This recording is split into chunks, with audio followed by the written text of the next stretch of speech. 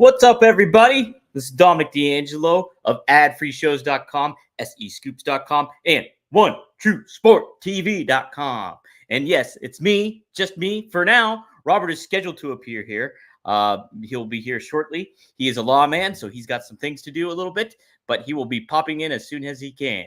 But I am here to talk a little bit of pro wrestling the weekend. Real quick, guys, want to say hi to some folks in the chat. That includes Johnny Disco, Good Morning Rumor and Innuendoers, and another one, Greg, the Valen Hammer Time. Another happy Monday, thanks to Dom and Robert. Oh, thanks, brother. Thank you. What I want you guys to make some predictions. What will Robert say about my hat here and my mustache? Give me your opinions in the chat. Yes, Lou, welcome back to the Dom Show. Robert will be here soon. Don't worry, guys. I know. I'm holding down the fort for right now, but we got a lot to talk about. So I think, you just tuned in, Dre. Robert will be here shortly. Anywho, let's talk some wrestling. We had a big weekend in many facets when it comes to wrestling. Lots to cover. I want to see what I should talk about before Robert maybe pops in. I'll give my brief SmackDown review because I did not actually get to watch all of it. So I caught up on a lot of the highlights and a lot of the key taking points. So once Robert pops in, we'll get his full perspective on it. So let's start with that. Cody Rhodes ended up tagging with Kevin Owens to take on what is it? What's the name of the tag team?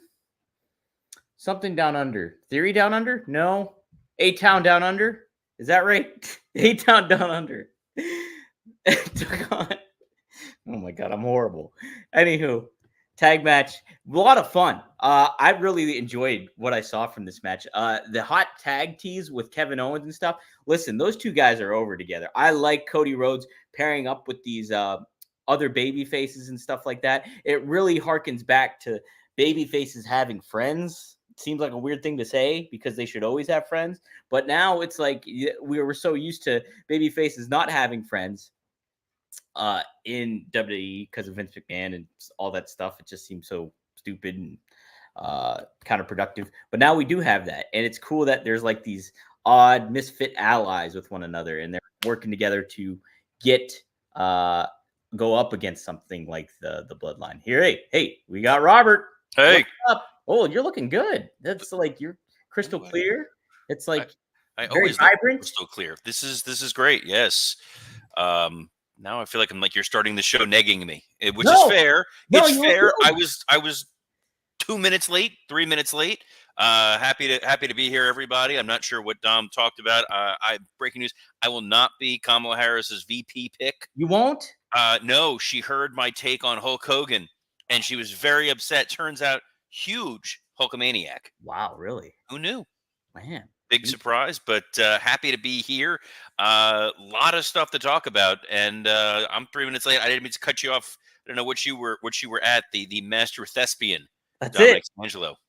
Well, okay. So I was just covering a little bit of SmackDown. I told them I did not watch all of SmackDown because I was doing the thespian stuff. But I watched all of SmackDown. I got pull up the notes. I did the research, Dom. I did the homework. That's right. But I did catch the big hot. Like they had a pretty big clip of the main event on YouTube, so I watched that, and I really liked the dynamic between Kevin Owens and Cody Rhodes, hot tag tease, stuff like that. I was basically just covering a lot of that stuff, but I did want to get your full perspective on SmackDown because we got a lot of ground to cover today. Yeah, so I think SmackDown, we talked about it last week. This was the SmackDown that really had to deliver because next week they're up against the Olympics. Yeah. This was a double taping. Oh, so we're not getting into any potential SmackDown spoilers. That's not the world we're in here on Rumor and Innuendo, but it did sort of lead to a lot of like a half a card, like folks that were definitely not active in the first show that were probably active in the second show. The biggest takeaways, the continuation with that Bloodline storyline that I know you were touching on, this idea that anybody who's daring to help Cody, anybody that's daring to step to them is going to wind up getting put on the shelf. We saw that with Randy Orton.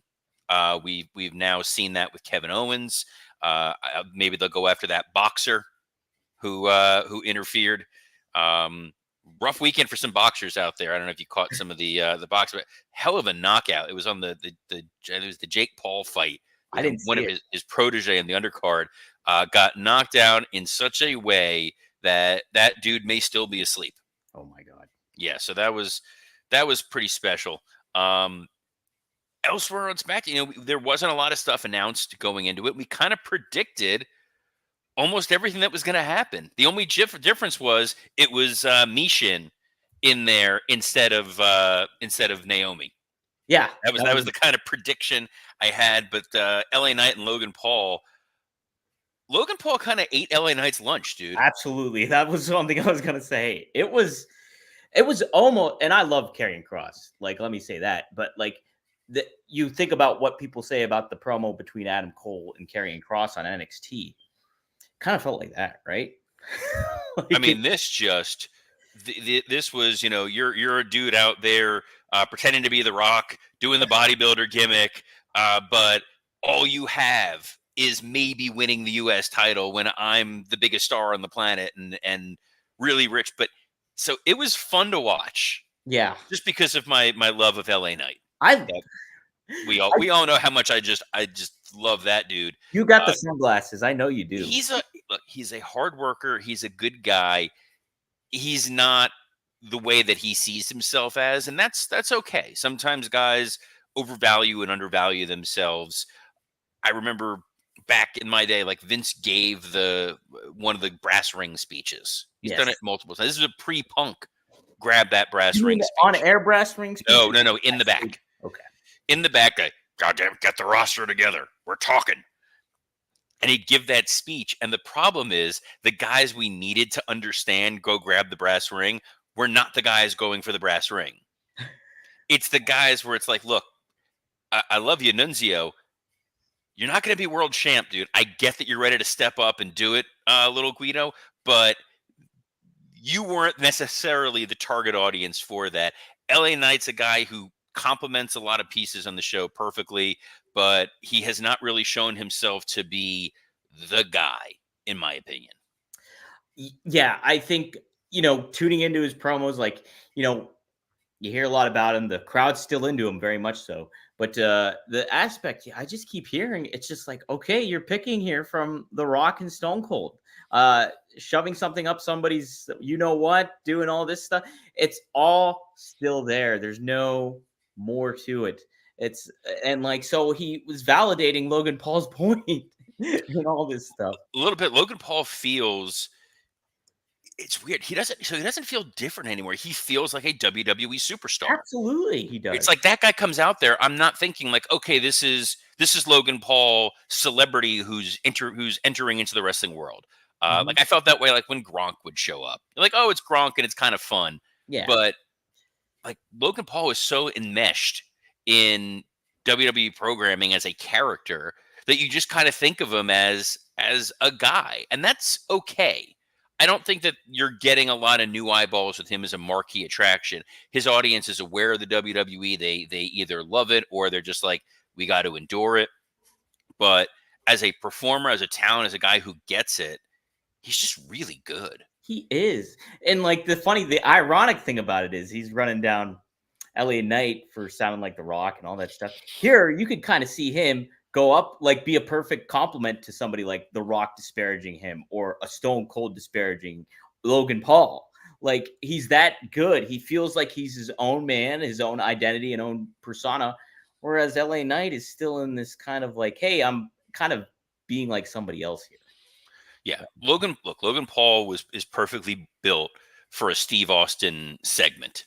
Right. Logan Paul out there drinking Prime, and then Steve goes out there, takes a sip of the Prime, spits it in his face, tells him this tastes like crap, stuns him, gets beer, pours the beer all over Logan Paul. Like, that's a fun Mania segment kind of thing. But that's what you do when he's a celebrity. Logan Paul was very much a part of this show. Hopefully he will still be after SummerSlam, but we'll get to SummerSlam previews at a later date and time. And the other big moments, we talked about Carmelo Hayes and Andrade, and I said, Carmelo Hayes is a hell of a talent, hell of a star. Andrade, very good in the ring. He really needs to over-deliver. I thought the match was excellent. Yeah, from what I saw of that too, I caught some of that. And, the crowd was into it too. And I think like what the goal they had in mind, I think they achieved. in helping further that. You always want to cultivate and continue to grow if you're a star like Andrade, where you want to like establish a personality and an identity. So I think they're taking the right steps, and this was a good first big step for him, I think, in his return for WWE. So I'm with you on that. I think it worked well. And then, in the main event, nice use of Waller and Theory to at least give them the rub. Yep. Nobody thought they were going to win. You're furthering their miscommunication. It's kind of fun. This is a weird thing. It's kind of fun that Cody mentioned their dissent in his opening promo. When they came out there, and Theory's like, my jaw is sore because of what happened, last week with like the bloodline. It's like, no, your jaw is sore because your partner hit you. And sometimes in wrestling, it's like they're like not watching the show, where they don't know what else is going on. So I do kind of dig the fact that that happened, that they're paying attention. And then the bloodline attack at the end, with it being Jacob Fatu as the enforcer and being so dominant. That dude is a star. He is. He really is. And I do like how they're presenting Solo Sikoa. And I've said that many times on here.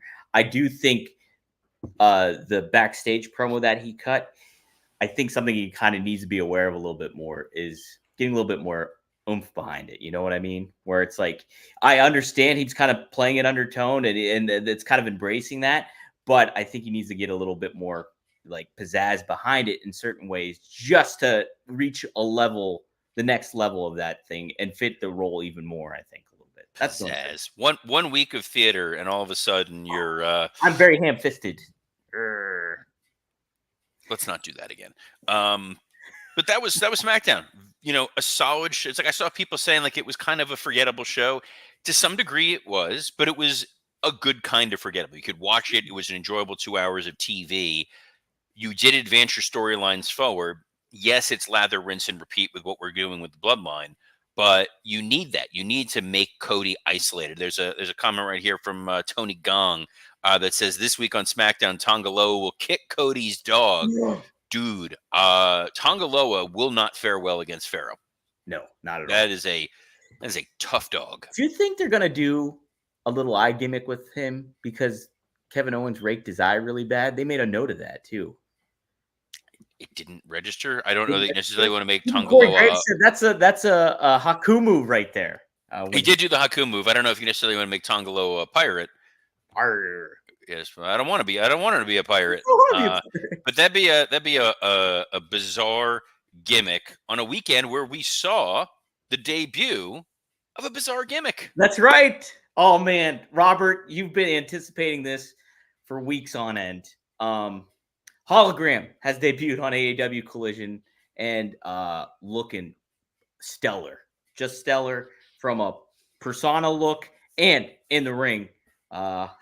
I want to get your full assessment on Hologram as a gimmick. Why don't you tell me a little bit about Hologram, Dom? Oh, sure. What do you know about this massive debut that this mysterious man that I was very much on my radar pretty much this weekend he was promoted for AEW Collision.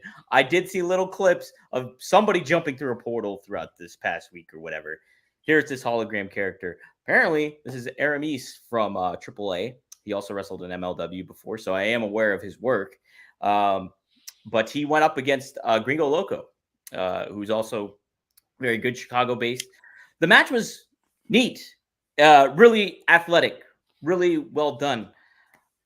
This, from what I heard, I don't know. This is the scuttlebutt, rumor and innuendo, if you will. So take this for what you will. This is Tony Khan's pet project, and in regards to him actually coming up with a gimmick and putting it on a luchador and trying to make it work. It's kind of weird that it's on Collision, so it's kind of okay. So not putting it in the best light. But Robert, let me get your thoughts on Hologram.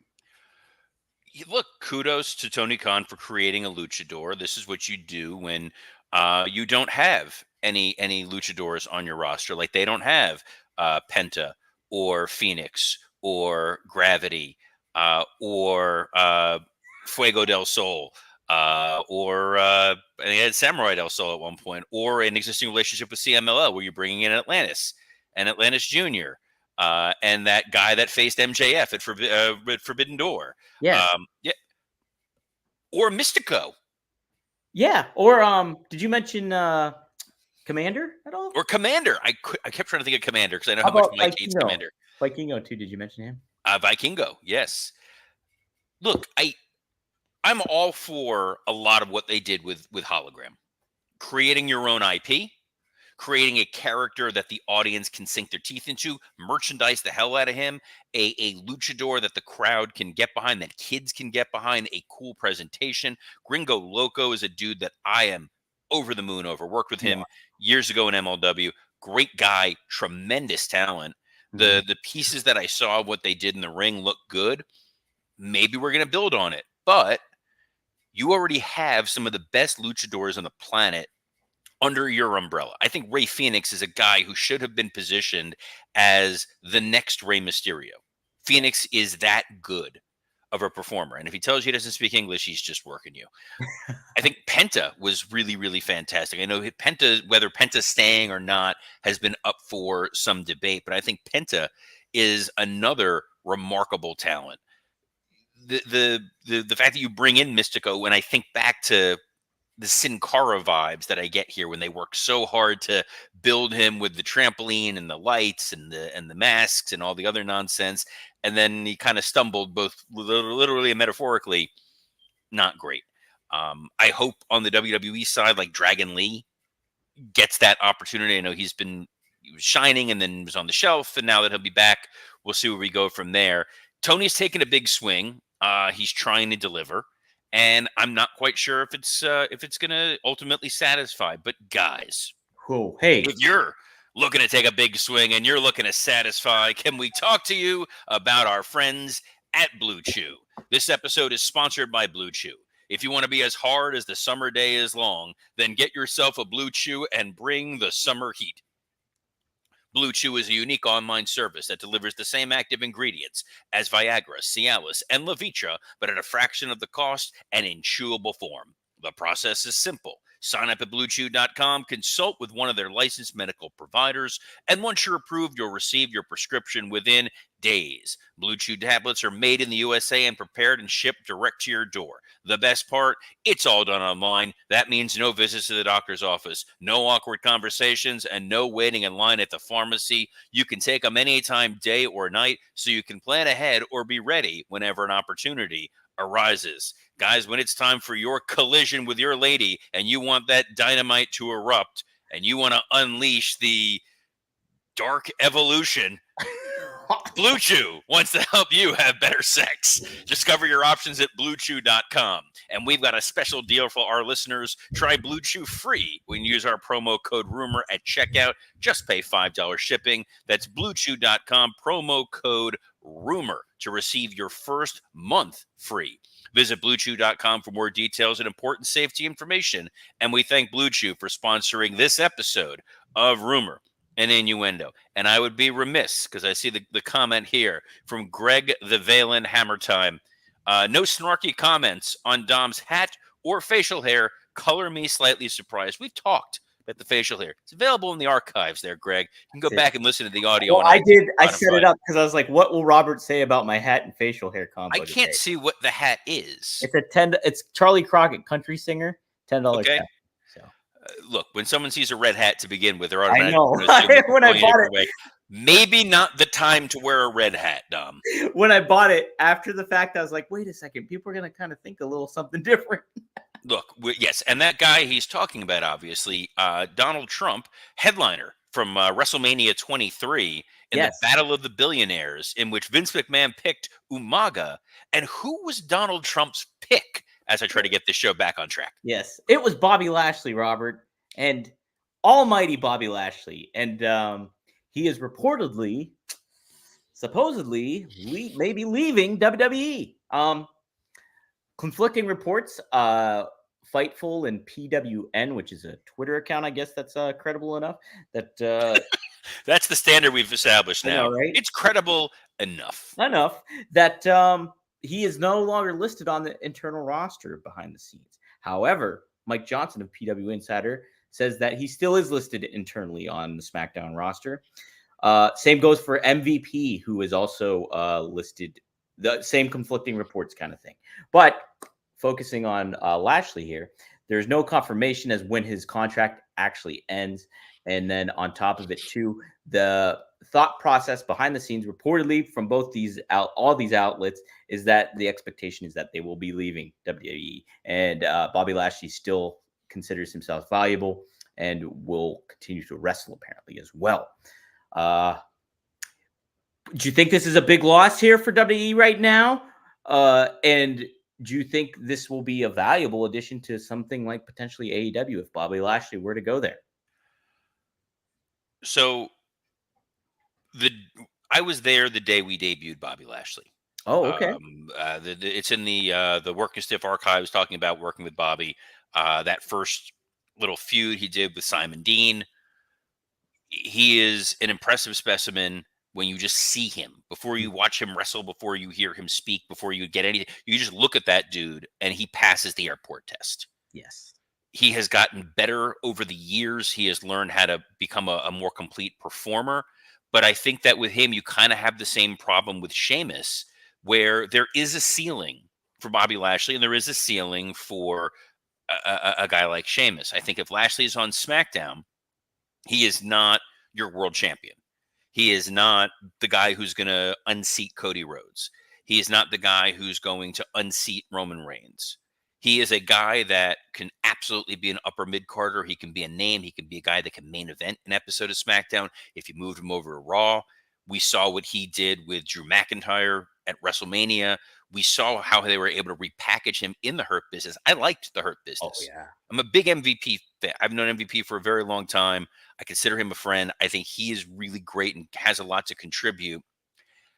The WWE right now just has an embarrassment of riches, and there's only so many people who can be at the top. I didn't love Lashley's pairing with the Street Profits because they didn't follow through with it. Yeah. If you're going to turn the Street Profits heel, turn them heel. Crowd didn't want them to be heels. Mm-hmm. You have Cedric Alexander and Ashanti the Adonis as a team. You had an opportunity to kind of build a new Hurt Business if that's really what you wanted to go do. Use MVP. Hell, use Omos just as a heater. It's clear that for whatever reason, they do not see him as a main event guy, as a super tippy top guy. If he were to go to AEW, it's become a pattern. Someone is not well used in WWE.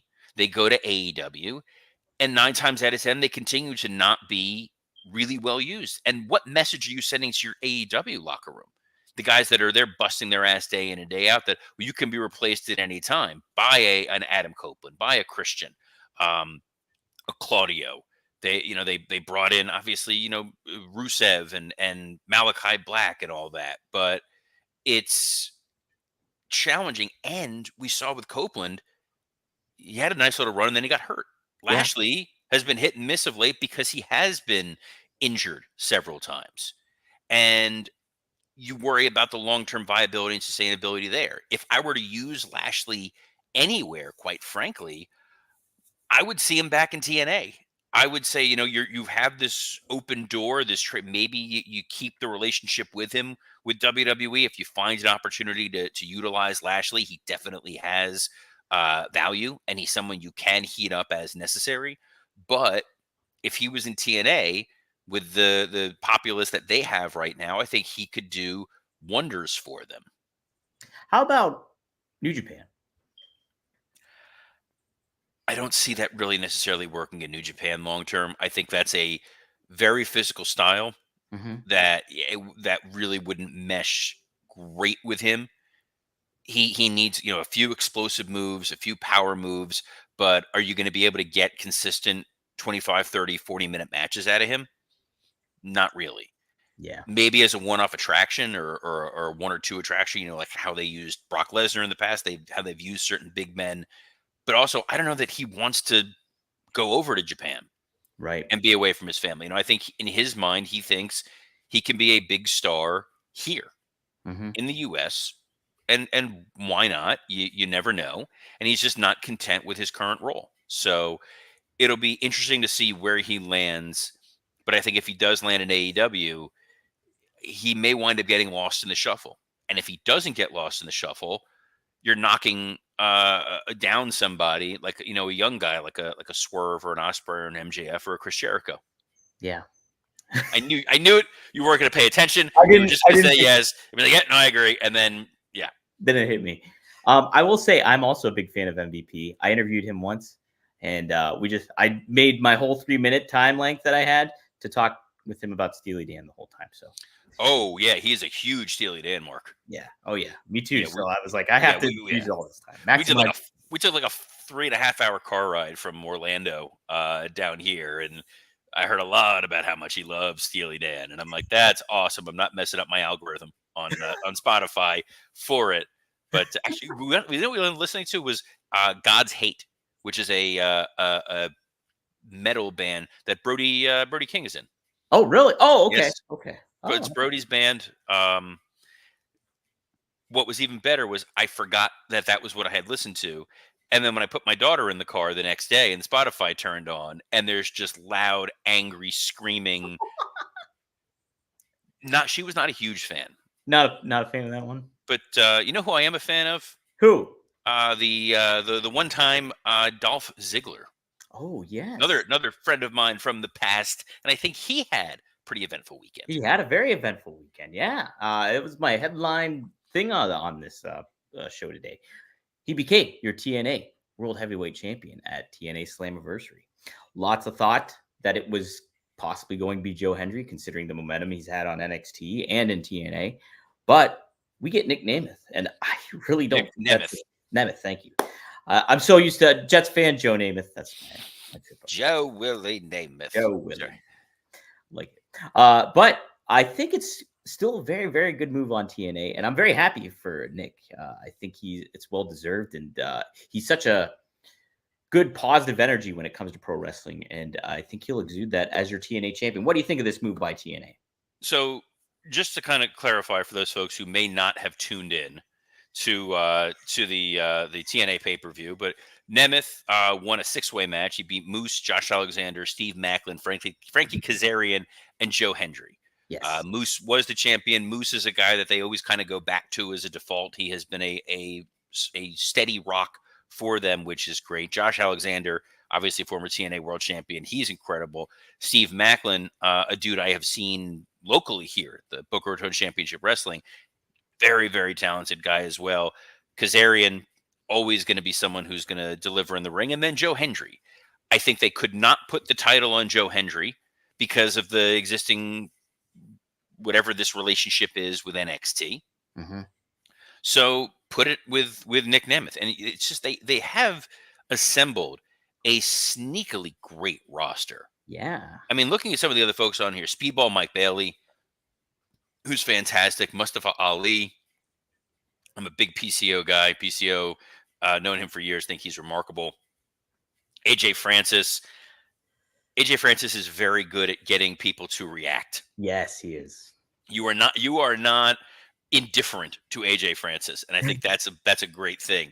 Obviously, they have Santana, the Rascals. I mean, we got Wesley on the show, which is a hell of a lot of fun. Yeah. And Ace Austin's another guy, former MLW guy, who's quite good. And Hammerstone worked a dark match for this. I mean, you got Kushida, Swan. Dude, TNA.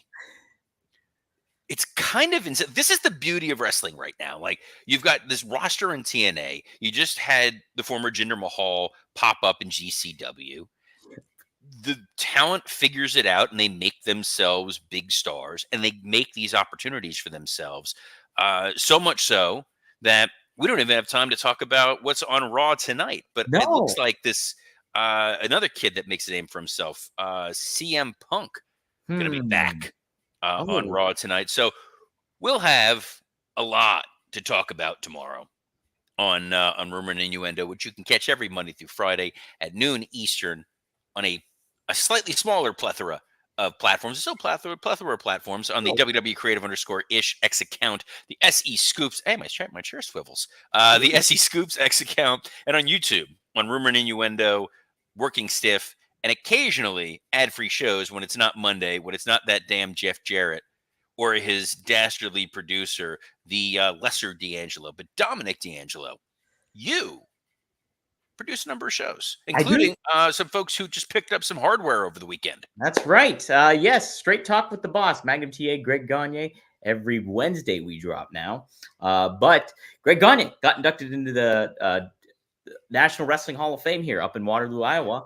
And so he gave a little speech and all that stuff. We have some of that content on One Tree. Which, by the way, if you have not seen, I saw the still photo of the group. Yes. It's an illustrious group. I mean, Tony Gurria's up there, Shivani. Did you see what Arn Anderson was wearing? These people, a lot of people are in suits. They look nice. Arn's up there in a white undershirt. And I love him so much for that. Arn Anderson's the best. Arn is the greatest. I dig Arn. He was a blast to work with. Sneakily, very funny guy. Yeah, he's very funny. Yeah. Always enjoyed his podcast when it was part of ad-free shows. Yes. And he's a look, Four Horsemen guy in the Four Horsemen Network, which is where you can catch Straight Talk with the Boss. Yeah, and as well. So. And that's not your only podcast with a legend. That's right. I have One of a Kind with RVD, and that's dropping today at 4:20 p.m. Eastern Standard Time. Rob cover. We only go for an hour because I had to go my opening night, but we talk about Rick Rude and ECW. We talk about the Ultimate Warrior's farewell speech before he passed away, and then we also cover a little bit of the Hogan situation on Thursday that people have been talking about. So good little episode. Be sure to check it out at rvdtv.com today or wherever you get your podcasts. So check it out. Robert. Love it. Well, also you can check out Working Stiff. Myself and Scott Chaplin recorded this past week, did a scheduling things. We had to do it sort of a little separate but equal there, both talking AEW, Hogan, and the like. But on behalf of the Elmer Fudd stunt double, Dominic D'Angelo, I'm Robert Karpelis. Best of luck in your future endeavors. Thanks, you wascally wabbits.